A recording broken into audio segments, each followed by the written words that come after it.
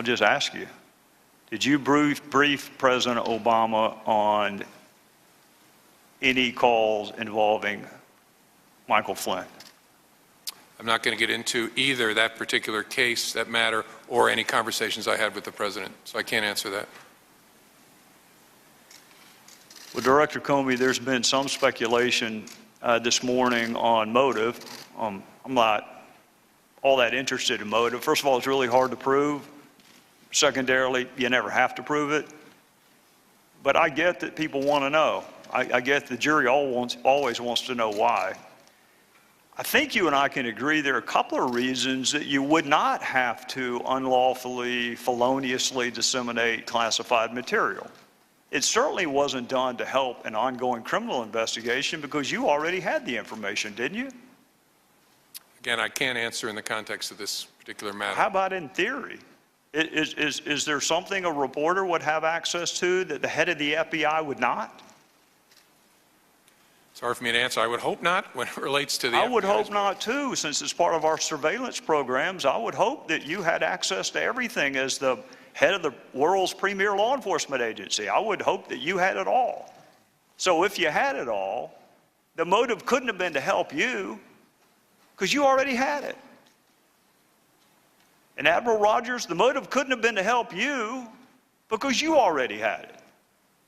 So in the universe of possible motives for the felonious dissemination of classified material, we could rule out wanting to help the intelligence communities and the law enforcement communities. Those are two motives that are gone now.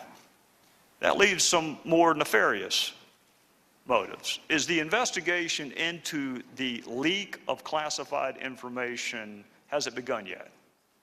I can't say because I don't want to confirm that that was classified information. Well, I don't want to quarrel with you, Director Comey, and I do understand that you cannot ordinarily confirm or deny the existence of an investigation. But you did it this morning citing DOJ policy given the gravity of the fact pattern.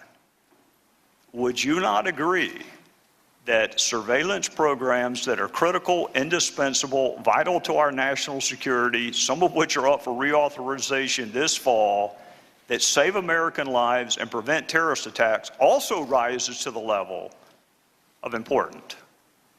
I think those programs are vital, and leaks of information collected pursuant to court order under those programs are terrible, and as I said in my opening statement, should be taken very, very seriously. What I don't ever want to do is compound what bad people have done and confirm something that's in the newspaper, because sometimes the newspaper gets it right. There's a whole lot of wrong information allegedly about classified activities that's in the newspaper. We don't call them and correct them either. That's another big challenge, but we just don't go anywhere near it because we don't want to help and compound the offense that was committed. I understand that, Director Comey, and I'm trying really hard not to get you to discuss the facts at bar. But some of the words that appeared in this public reporting include the word transcript, which has a very unique use in the matters that you and I are discussing this morning. That is a very unique use of that word. Wiretap has a very specific meaning. The name of a U.S. citizen that was supposed to statutorily be protected is no longer protected. So some of this reporting, let's assume 90% of it is inaccurate. That other 10% is still really, really important. And to the extent that you can rely on the dates in either the Washington Post or the New York Times, we are talking about February of this year is when the reporting first took place. So we're a month and a half or 2 months into something that you and I agree is incredibly important and also happens to be a felony. So I'm just simply asking you to assure the American people, you've already assured them you take it really seriously. Can you assure them that it is going to be investigated? I can't, but I hope people watching know how seriously we take leaks of classified information, but I don't want to confirm it by saying that we're investigating it. And I'm sorry I have to draw that line. I just think that's the right way to be. Well, I'm not going to argue with you, Director Comey, but it is, we're going to discuss a lot of important things today. Whether Russia attempted to influence our democratic process is incredibly important. Whether they sought to influence it is a separate analysis, incredibly important. The motive behind that interference and influence, incredibly U.S. response, incredibly important. Some of that may rise to the level of a crime. Some of it does not rise to the level of a crime. One thing you and I agree on is the felonious dissemination of classified material most definitely is a crime. So I would ask you, and I understand some of the procedures that you are up against, I would humbly ask you to seek authority from whomever you need to seek authority from. Because I'm going to finish the same way I started. This is an agreement between the American people and its government. We, the American people, give certain powers to government to keep us safe. And when those powers are misused, and the motive is not criminal investigations or national security, then I'll bet you my fellow citizens are rethinking their side of the equation. Because that U.S. citizen could be them next time. It could be you. It could be me.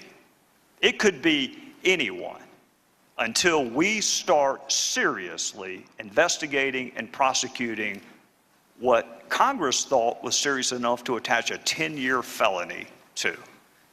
With that, I would yield back, Mr. Chairman. Can I just add a response to what you said? I agree with you, Mr. Gowdy. Two things folks at home should know.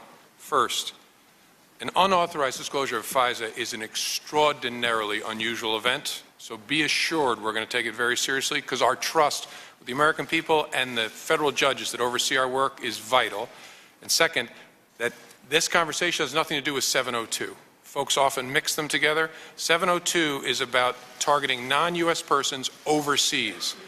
Pursuant to the FISA statute, the FBI can apply to collect electronic surveillance in the United States, but it's a different thing from 702. The conversation you and I are just having is about this, which is vital and important, but I just didn't want to leave folks confused. Director Comey, you are 100% correct, and I am 100% correct in saying that that is a distinction that doesn't make a difference to most of the people watching television. You are exactly correct. What we are reauthorizing this fall has nothing to do with what we are discussing, other than it is another government program where the people consent to allow government to pursue certain things with the explicit promise it will be protected. So you're right, they're different. But in the eyes of people watching, it is the U.S. government officials leaking the name of a U.S. citizen, and if it can happen here, it may happen there. Trust me, you and I both want to see it reauthorized. It is in jeopardy if we don't get this resolved. Gentleman.